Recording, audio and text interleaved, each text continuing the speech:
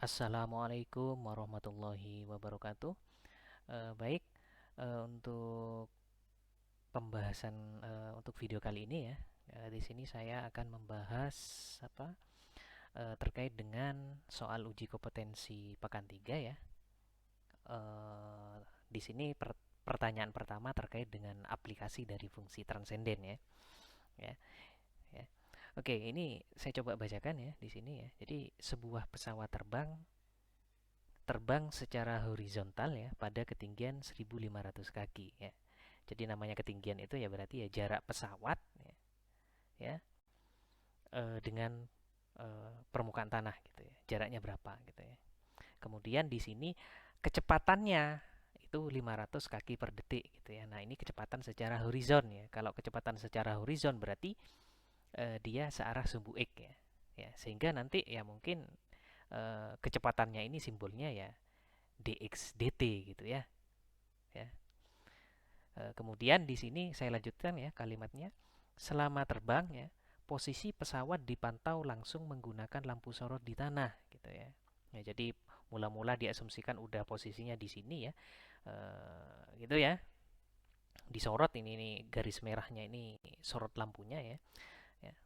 Kemudian di sini ditanyakan berapa kecepatan perubahan sudut ya antara berkas cahaya dari lampu sorot dan tanah ketika sudutnya 45 derajat. Nah, katakan di sini udah saat posisi pesawat udah di sini ya, yang ini ya. Nah, ini udah katakan sudutnya udah 45 derajat ya. Katakan di sini sudutnya saat theta 2 itu udah 45 derajat ya. Nah, di sini yang ditanyakan seberapa cepat ya perubahan dari yang mula-mula itu theta 1 ya menjadi theta 2 yang besarnya theta 2 ini 45 derajat gitu ya. Oke, jadi mungkin di sini yang berpengaruh ya untuk ketinggiannya itu tetap ya. Untuk ketinggiannya itu tetap di sini ya. Kalau kita lihat, nah di sini yang berubah ya. Di sini yang berubah hanya apa? Hanya posisi jarak terhadap sumbu X ini ya, atau posisi terhadap sumbu X ini ya, sama sama tetanya gitu ya. Ya. Jadi ini jarak terhadap sumbu X ya, sama tetanya itu yang berubah gitu ya. Jadi di sini saya coba dulu ya misalkan ya.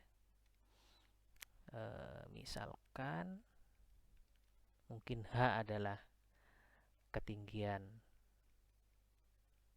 pesawat gitu ya. Kemudian apa? Theta itu adalah apa? Besar sudut. Besar sudut apa ini? Antara berkas cahaya antara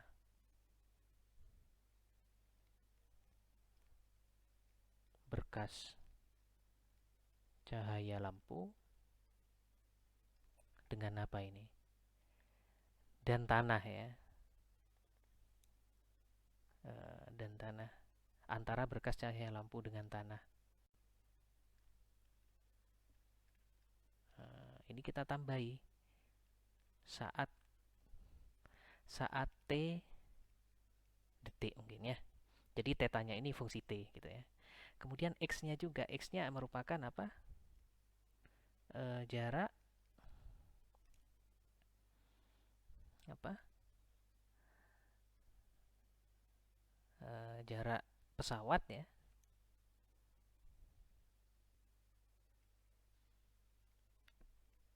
Ya, atau posisi pesawat gitu ya. Ya, posisi aja udah ya. Posisi ya, secara sumbu X gitu ya, posisi ya.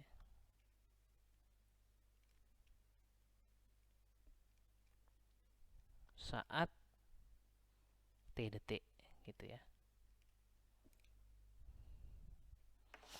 Nah, itu ya. Jadi posisi aja oke. Kemudian di sini dari sini berarti kita bisa apa? Kita punya ya diketahui karena kita sudah tahu hanya itu berapa tadi? 1.500 kaki ya. Jadi ketinggian pesawat gitu ya. Katanya 1.500 kaki. Nah, gitu ya. Oke, kemudian di sini kecepatan pesawat itu secara horizontal ya 500 kaki per detik gitu ya. Nah, jadi ini karena kecepatan secara horizon ya, berarti kalau tadi x-nya itu merupakan posisi pesawat saat t detik ya, berarti kalau dx dt itu berarti ya kecepatan secara horizontalnya itu ya. Berarti di sini 500 kaki per detik gitu ya. Ya kan? Jadi gitu ya. Kemudian di sini yang ditanya itu perubahan sudut ya. Berarti kalau perubahan sudut berarti ditanya apa? D theta ya. Yang ditanya itu berarti d theta per dt ya. Nah, ini saat tetanya sama dengan 45 derajat. Nah, ini berapa gitu ya. Nah, ini kalau kita ya. Jadi di sini berapa kecepatan perubahan sudut antara berkas cahaya dari lampu ya dengan tanah ketika sudutnya itu 45 derajat ya. Jadi dari delta 1 dari theta 1 ini menjadi theta 2 ya. Nah, theta 2-nya ini asumsikan 45 ya. Jadi dari theta 1 menjadi theta 2 yang sebesar 45 itu. Nah, seberapa cepat perubahan sudutnya itu berubah gitu ya. Nah, ini yang ditanya ya. Jadi kalimat matematisnya seperti ini gitu ya. Kemudian ya penyelesaian gitu ya. Penyelesaian ya. Oke, karena tadi kita sudah tahu ya, ini lampu ya, kemudian ini pesawat ya. Pesawatnya gini katakan ya. Nah, ini ya. Ini gambarnya jelek udah nggak apa-apa ya. Nah, ini apa? Ketinggiannya ya. Ini posisinya saat apa? Saat t detik gitu ya. Kemudian ini apa? Nah, ini ya bisa kita representasikan ke dalam apa? Segitiga ini ya. Segitiga siku-siku ya ini ya. Kalau kita lihat ya. Jadi hanya itu ini ya, hanya itu ketinggian ya. Kemudian x-nya itu sebenarnya kan posisi pesawat gitu ya, saat t detik gitu ya. Jadi saat katakan saat detik pertama seperti ini gitu ya. Kemudian saat detik kedua, detik ketiga sampai detik seterusnya gitu ya. Ini seperti ini ya. Gitu ya. Oke, dari sini ya kita punya theta, kita punya h yang posisinya itu ada di depan sudut ya. Kemudian kita punya x yang posisinya itu ada di samping sudut ya. Nah, dari sini mungkin kita bisa menarik suatu persamaan ya, persamaan fungsi tangan ya. Jadi kalau kalian ingat itu ya kan tangan theta itu sama dengan depan per samping gitu. Jadi ini tan theta ya sama dengan apa? Depan per samping ya, depannya H, sampingnya X ya, gitu ya. Nah, ini saya ubah ya karena hanya kita sudah punya ya apa 1500 ya per X itu ya.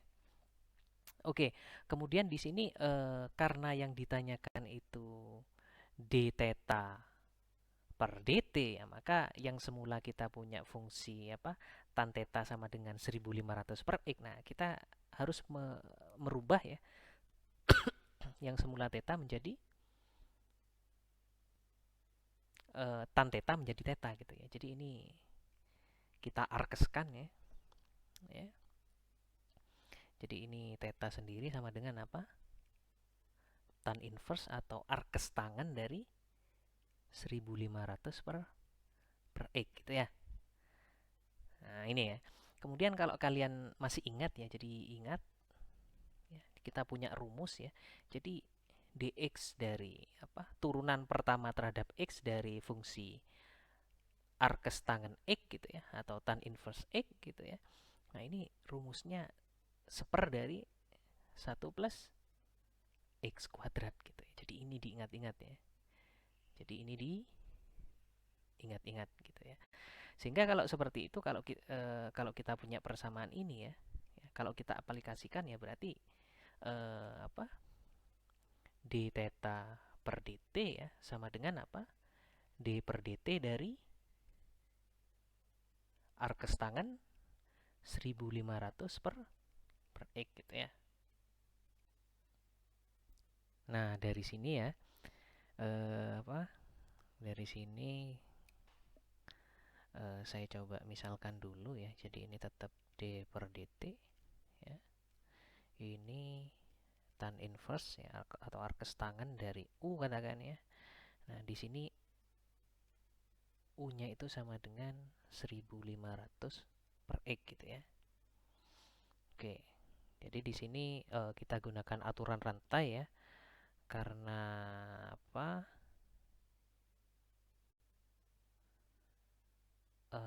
Apa ini? Karena kita turunkan terhadap T langsung itu tidak bisa ya. Jadi kita pecah ya. Di sini menjadi D per DU ya. Dari tan inverse U gitu ya. Dikalikan DU dt ya. Ya. Tapi sebenarnya oke, sampai di sini dulu ya. Nah, sampai di sini dulu ya. Nah, ini kalau kita lihat kan U-nya sendiri itu kan eh, untuk bagian yang ini ya, untuk bagian yang ini ya. Ya. Nah, ini kalau kita lihat sebenarnya ya U-nya sendiri kan merupakan fungsi X ya.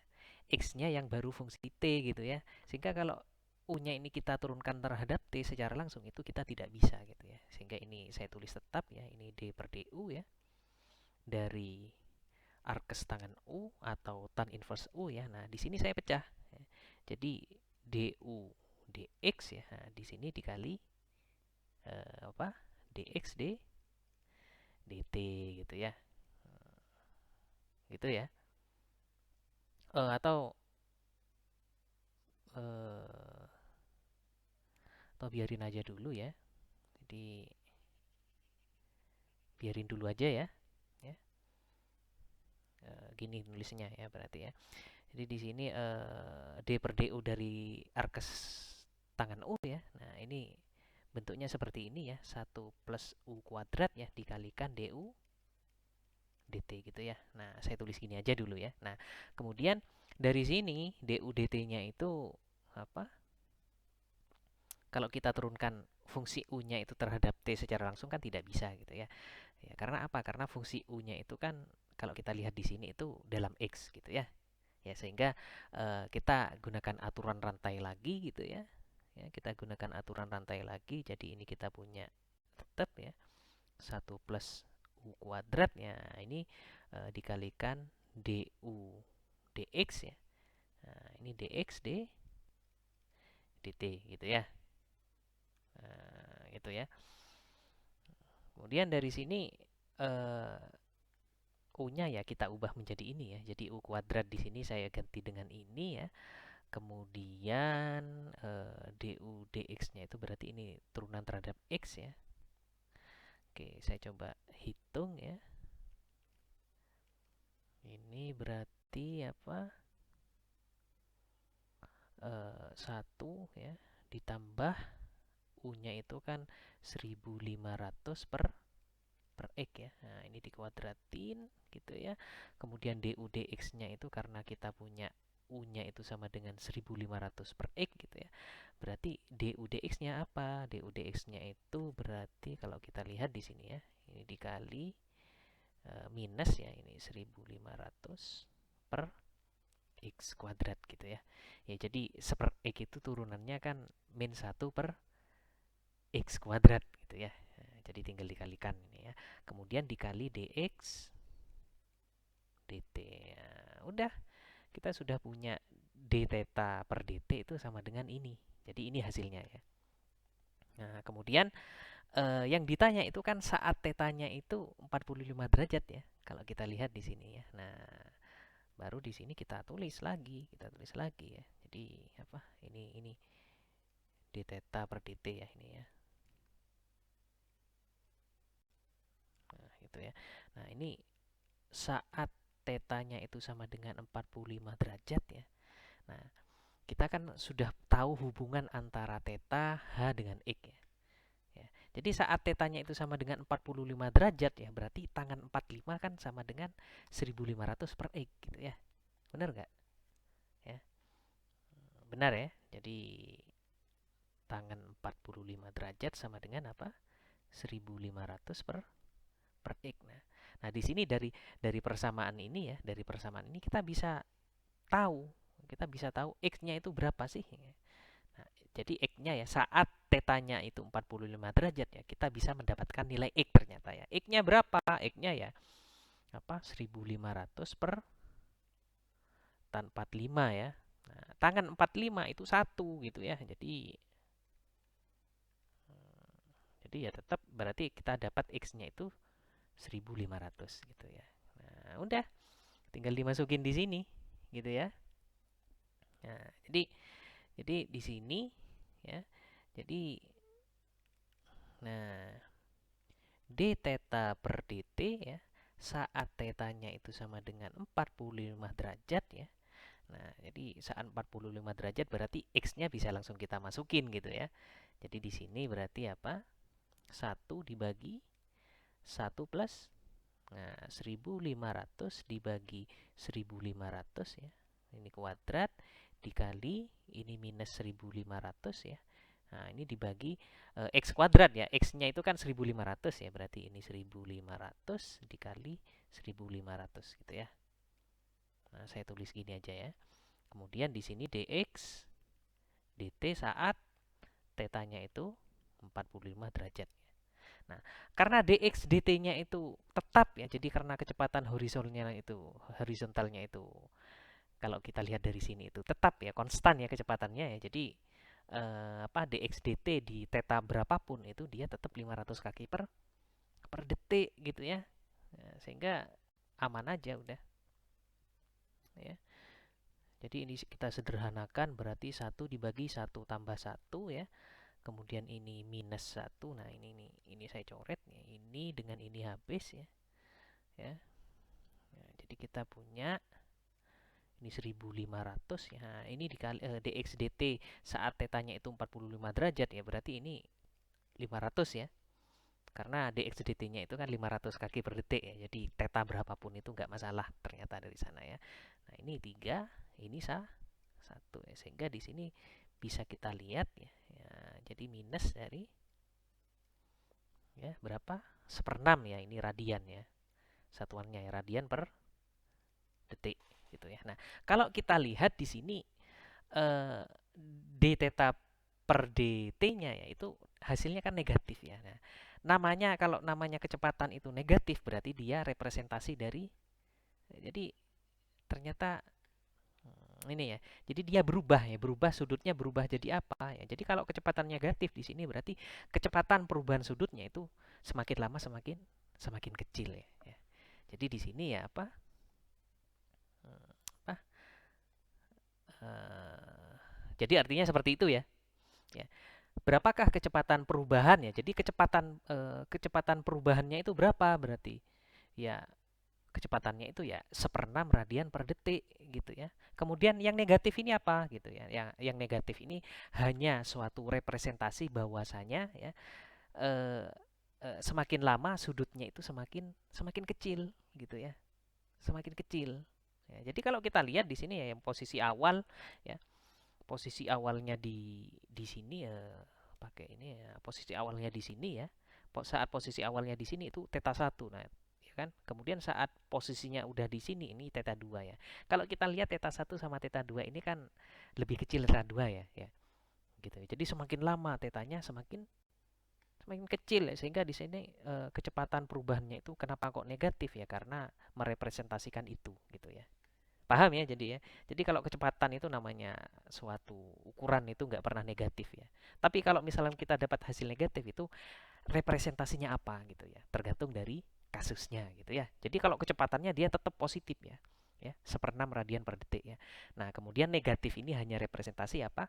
Bahwasanya sudutnya semakin lama itu semakin berkurang dia, semakin kecil gitu ya. Oke, jadi bisa dipahami ya. Oke, sekian ya untuk pembahasan soal yang pertama ya. Nanti akan saya lanjutkan pembahasan soal yang kedua gitu ya.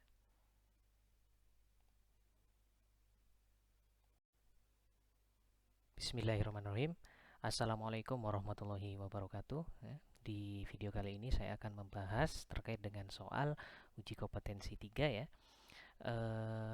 Soal nomor 2 ya. Di sini kita punya suatu fungsi hiperbolik ya di sini ya. Jadi sin hiperbolik 9x ditambah cos hiperbolik 9x gitu ya. Nah, dari sini kita disuruh menentukan apakah disuruh ngecek ya. Yang pertama kita disuruh ngecek apakah fungsinya itu punya inverse atau tidak. Kemudian yang kedua, jika fungsi itu punya inverse, kita disuruh mencari fungsi inverse-nya seperti apa bentuknya gitu ya. Kemudian yang ketiga kita disuruh menggambarkan grafik dari fx-nya. Kemudian yang keempat kita disuruh menggambarkan grafik dari f inverse-nya gitu ya. Oke, yang pertama kita langsung saja ya. Di sini kita punya fx-nya itu saya tulis lagi ya. Kita punya sin hiperbolik 9x ya ditambah cos hiperbolik 9x. Nah, di sini ya. Nah, di sini kalau kita ingat lagi ya di pertemuan di pekan video pembelajaran pekan 3 ya, yang mana fungsi sin hiperbolik itu ternyata merupakan fungsi sin sama pokoknya fungsi hiperbolik ya, itu asalnya itu merupakan kombinasi dari fungsi-fungsi eksponensial gitu ya. Ya. Itu ya. Jadi kalau kita lihat di sini ya, jadi sin hiperbolik 9x itu kalau kita nyatakan ke dalam fungsi eksponensial, ini tujuannya kita akan menyederhanakan ya, gitu ya. Jadi ini kita punya e pangkat 9x ya dikurangi e pangkat minus 9x. Nah, ini per 2. Ini enggak lurus ya. Ini per 2 ya. Per 2. Nah, ditambah. Nah, kalau cos ya, kalau yang sinus hiperbolik itu minus ya, kalau yang cos itu plus gitu ya. Jadi ini e pangkat 9x ya ditambah e pangkat minus 9x ya. Nah, ini per 2 gitu ya. Nah, ini kalau kita sederhanakan ya, ini menjadi e pangkat 9x. Kalau kita sederhanakan udah kelihatan ini ya, jadi nggak perlu saya tuliskan lebih rinci gitu ya. Jadi sama saja kita mengamati fx sama dengan e pangkat 9x gitu ya.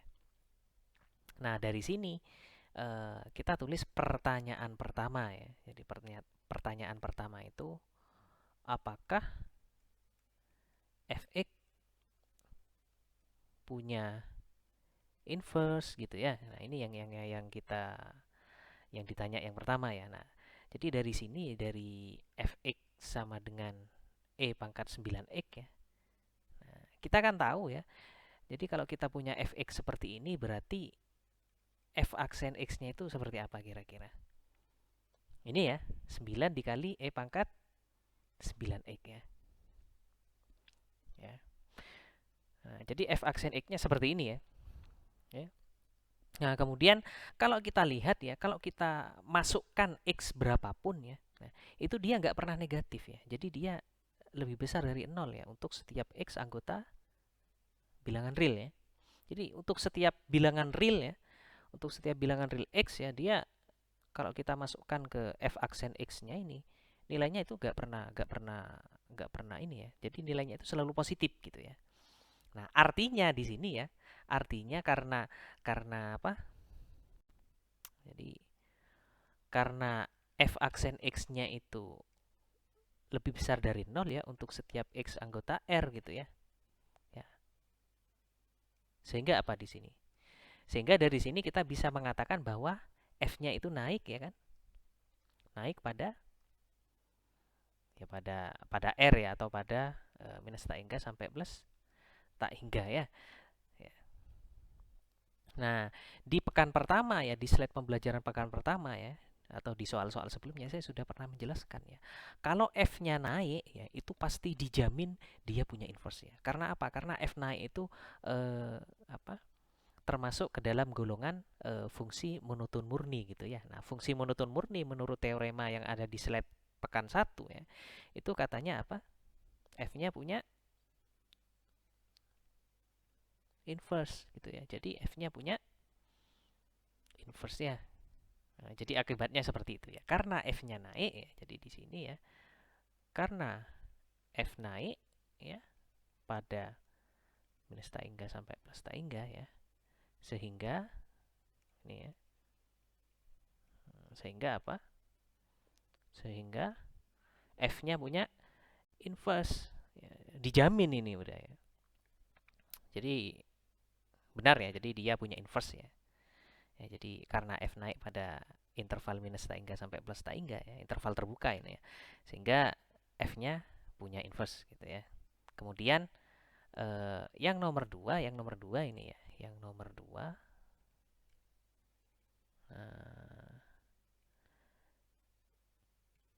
F inverse X-nya itu berapa gitu ya. Nah, ini yang ditanya gitu ya. Jadi untuk menentukan F aksen inverse itu kan sudah dikasih 3 langkah itu ya. Jadi langkah pertama apa? Kalau dia punya inverse berarti ubah ya Y sama dengan Fx ya menjadi X sama dengan sesuatu gitu ya. Nah, jadi kita punya di sini Y sama dengan Fx ya. Nah, apa? Fx-nya sendiri kan apa? E pangkat 9x kan ya. Ya, E pangkat 9x ya. Nah, ini ya. Awalnya memang ini sin hiperbolik 9x ditambah cos hiperbolik 9x. Nah, tapi kalau saya sederhanakan bentuknya menjadi seperti ini. Ya, E pangkat 9x seperti itu ya. Sehingga di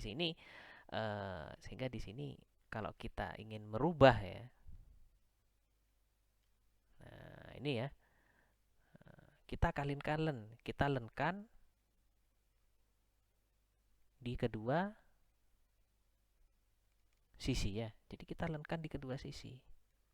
Ya, jadi kalau saya punya Y sama dengan E pangkat 9x berarti apa? Len Y sama dengan apa? Berapa?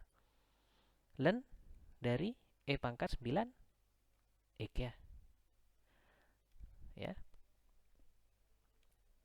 Nah, dari sini kita punya apa? Dari sini kita punya apa? Len Y itu kalau kita sederhanakan yang ruas kanan kita punya ini ya.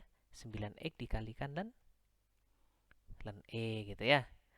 Nah, kita tahu sendiri bahwasanya apa? Len E itu kan 1 ya, sehingga di sini 9x. Nah, ini sama dengan 1 ya. Nah, sehingga dari sini kita punya X-nya berapa? Berapa? 1/9 dari len Y gitu ya. Nah, ini langkah 1 gitu ya. Kemudian ada langkah 2 ya. Langkah 2 itu kita ubah X-nya itu sebagai apa? Kita misalkan F inverse Y itu sebagai X ya. Sehingga kalau seperti itu berarti ya tinggal aja dirubah ya. Berarti F inverse Y-nya ya karena sama dengan X dan X-nya sendiri itu berarti apa? 1/9 dari len Y ya. Baru di langkah 3 apa?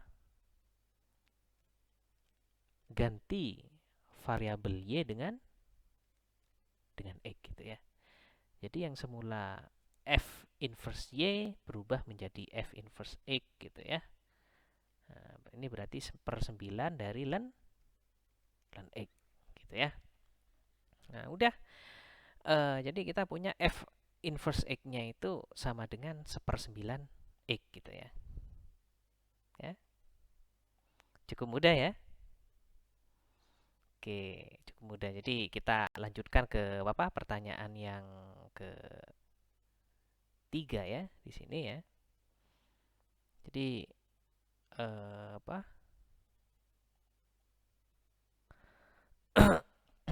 Pertanyaan yang ketiga itu kita disuruh apa? Menggambar ya grafik dari F. Yang keempat kita disuruh menggambar grafik dari F inverse X-nya gitu ya. Oke, kita mulai dari yang nomor 3 ya. Yang ketiga, sketsa grafik Y sama dengan Fx gitu ya. Nah, kita tahu Y-nya itu sama dengan E pangkat 9x ya. Nah, ya. Untuk sketsa ya menurut saya yang pertama itu ya kita apa? Kita tentukan titik potongnya dulu ya. Jadi titik potong terhadap sumbu X itu tidak ada ya kalau kita lihat ya. Alasannya apa? Karena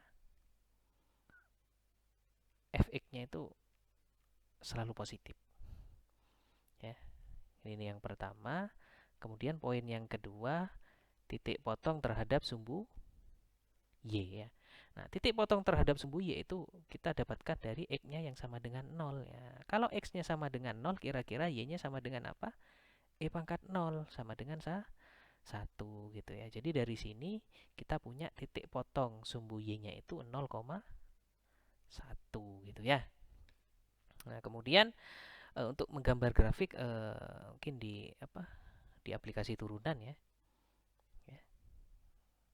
Nah, di aplikasi turunan ya. Kemudian di sini kita sebenarnya setelah mencari titik potong itu kita lakukan ini ya, uji uji uji turunan pertama kita menyelidiki f aksen x-nya gitu ya. Iya kan? Untuk apa gunanya? Untuk menentukan fungsi naik turun gitu ya. Iya kan? Jadi kita sudah tahu di sini tadi f aksen x-nya itu apa? Kalau kita punya fx-nya itu e pangkat 9x, berarti f aksen x-nya itu kan berarti apa? 9 e pangkat 9x. Nah, ini dijamin dia selalu positif gitu ya untuk setiap x anggota R ya. Akibatnya ini f merupakan fungsi naik ya pada. Nah, ini ya sebagaimana yang sudah dibahas sebelumnya ya. Jadi fungsi fx ini dia selalu naik gitu ya. Ini ya. Dari minus tak hingga sampai plus tak hingga gitu ya. Kemudian kita lihat di turunan keduanya ya. Nah, turunan keduanya itu berarti apa? 81 E pangkat 9 X ya. Ini juga naik ya. Ini juga positif ya. Untuk setiap X anggota R. Sehingga apa di sini F-nya cekung ke atas. Ya, jadi kalau positif dia cekung ke atas ya. Pada dari minus tak hingga sampai plus tak hingga gitu ya. Kemudian karena dia nggak apa itu namanya? Karena dia nggak kemudian hal yang perlu kita uji lagi ya, itu terkait dengan ini terkait dengan limit di tak hingganya itu seperti apa gitu ya. Jadi kita perlu ngecek juga di sini. Jadi agar kita tahu grafiknya seperti apa gitu ya. Jadi limit dari fx ya di sini ya saat x-nya itu menuju minus tak hingga seperti apa kira-kira ya. Jadi limit x menuju minus tak hingga ya. Nah, fx-nya itu kan berarti e pangkat 9x ya. Nah, kalau ini menuju minus tak hingga ya, ini minus tak hingga ya. Berarti kan ini kalau saya masukkan ya, jadi e pangkat negatif ya. E pangkat negatif itu kan sama aja dengan seper e ya, seper e yang pangkat positif gitu ya, gitu ya. Jadi seper e yang pangkat positif gitu ya. Atau gini ya, saya ubah limit ini ya. Jadi x menuju, nah E pangkat 9X. Nah, ini bisa saya rubah menjadi seperti ini ya. Jadi yang semula minus tak hingga menjadi plus tak hingga itu saya rubah ya agar lebih kelihatan bentuknya. Nah, seperti ini ya. Jadi saat X-nya saat X-nya itu sangat besar ya. Kira-kira 1 kalau saya bagi dengan bilangan yang sangat besar itu apa?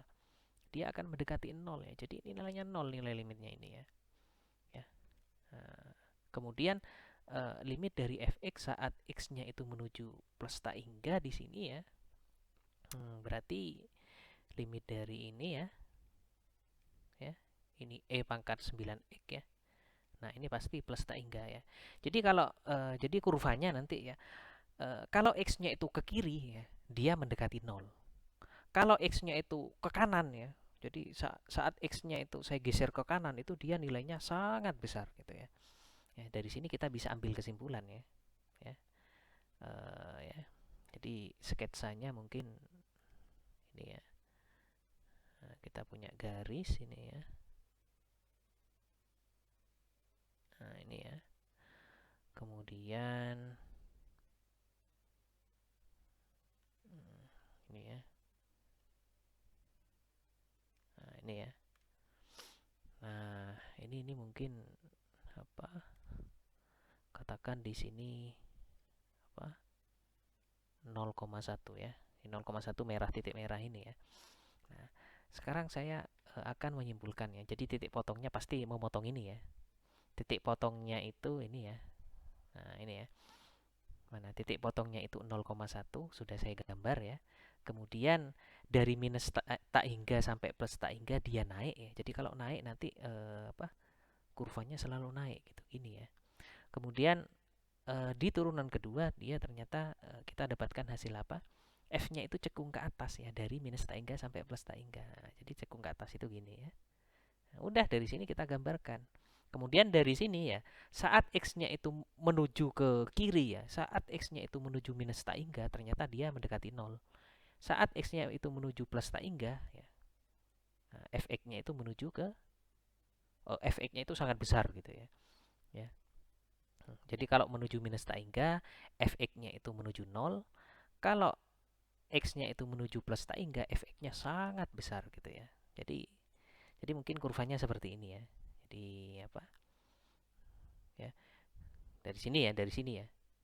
Kalau menuju ke plus tak hingga ya, kurvanya sangat besar gitu ya. Jadi dia ke atas gini ya. Ya, gini ya. Nah, apa? Ke atas gini ya. Dia juga cekung ke atas ya. Jadi mungkin agak gini ya. Nah, gini ya. Lengkung pokoknya ya, gini ya. Nah, melewati gini ya. Jadi saat X-nya itu menuju plus tak hingga, jadi saat X-nya saya gerakkan ke kanan, dia nilainya plus tak hingga. Jadi sangat besar dia. Tapi saat saya gerakkan ke kiri ya, semakin ke kiri dia semakin mendekati 0 gitu ya. Jadi gini ya. Oh, gini ya. Nah, ini semakin mendekati 0 gitu ya. Nah, gitu ya. Ini mendekati 0 gitu ya. Nah, gitu ya. Jadi kurvanya seperti ini ya. Saya tulis sin hiperbolik 9x aja ya. Plus cos hiperbolik 9x ini ya. Nah, jadi seperti ini bentuknya ya. Ya. Jadi dia selalu naik. Jadi dari minus tak hingga sampai plus tak hingga dia naik, benar naik ya, valid ya. Kemudian dia memotong di 0,1.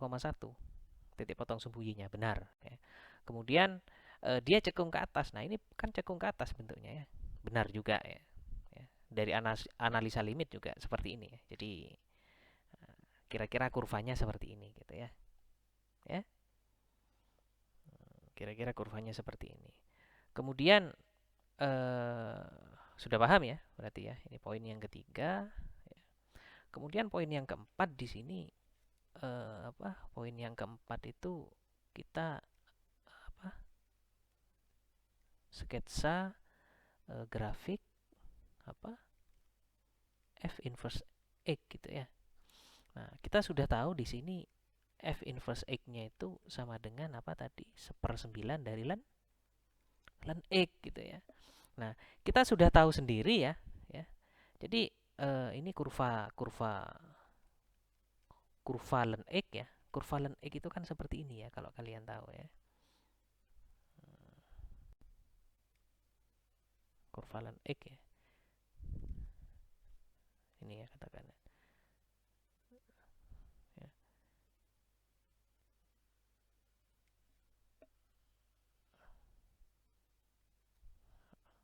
Sebentar.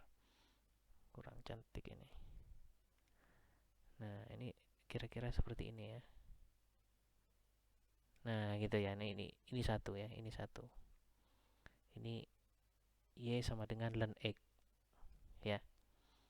Jadi kurva dari ln X seperti ini ya. Nah, kemudian yang akan kita gambar itu kan kurva dari apa?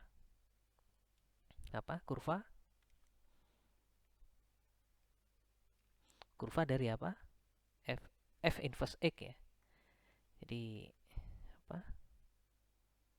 Kurva dari ini ya. Jadi kurva 1/9 ya. Ln X. Nah, ini kalau kalian masih ingat cara menggambar grafik ya, teknik menggambar grafik di kalkulus 1 itu ya. Nah, ini penskalaan ini ya berarti ya. Terkait dengan skala ya. Jadi kita skalain ya.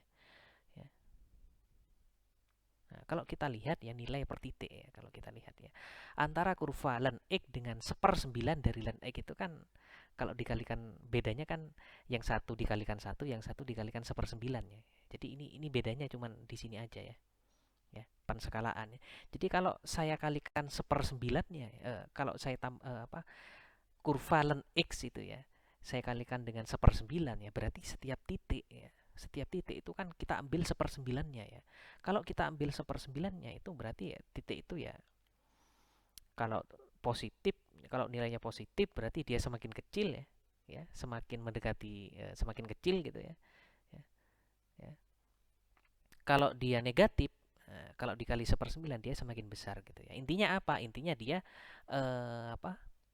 dari kurva ln x ya menjadi kurva 1/9 ln x ya. Kalau kita lihat secara geometri ya ini ya, perubahannya itu apa? Perubahannya itu kurvanya itu biasanya lebih pipih. Lebih lebih pipih ya. Ya, lebih pipih gitu ya. Lebih pipih dan apa? Dan dia lebih dekat ke sumbu X gitu ya. Dan dia lebih sumbu X ya. Jadi mungkin ini katakan satu ya. Ya. Jadi dia semakin ketarik, istilahnya semakin ketarik. Jadi ini apa? Seolah-olah kayak saya dorong gitu ya. Jadi ini saya dorong ke sana ya. Yang ini saya dorong ke sini. Karena dia semakin mendekati sumbu X ya. Nah, jadi gambar yang pertama itu mungkin ya seperti ini ya. Oh, nah gini ya. Jadi dia semakin ya, semakin apa? Nah, gini ya. Yang gini ke sini ya. Nah, gitu ya. Intinya seperti ini udah ya. Jadi dia apa? Nah,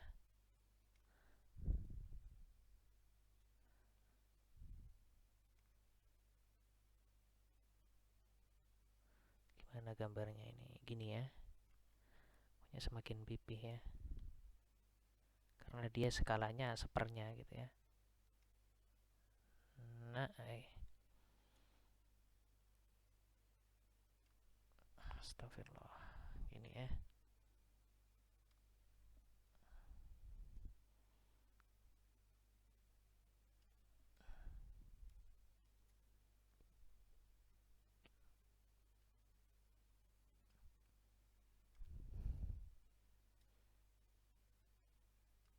Gini ya. Jadi kurvanya seperti ini ya. Ya.